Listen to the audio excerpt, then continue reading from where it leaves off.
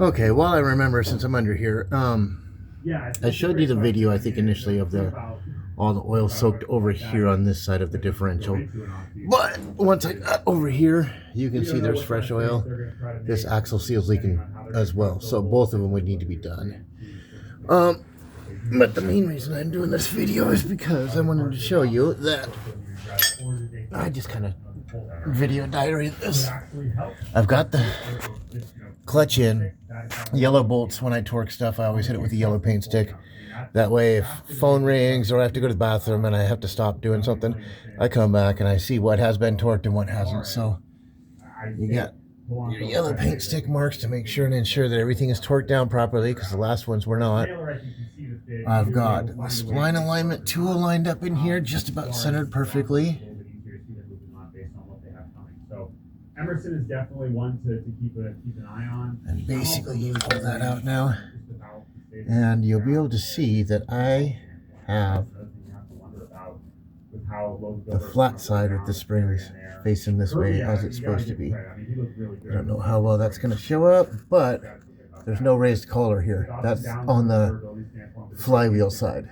So this is the flat side the way that it's supposed to be. They had theirs backwards.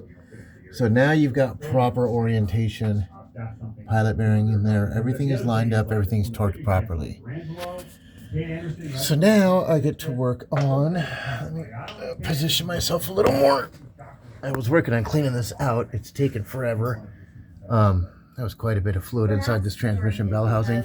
I've gotten the bottom kind of cleaned out pretty well. I'm not so much worried about the top up there. I'll wipe it out, but I'm not going to get it crystal clean because it takes so many cans of cleaner. But it's pretty filthy in here, so I'm going to get the throw-out bearing on here, re-grease these splines, clean this down. I am going to, because I had to remove the whole transmission and transfer case together, but I'm going to remove the transfer case there for putting it back up. It'll be a lot easier.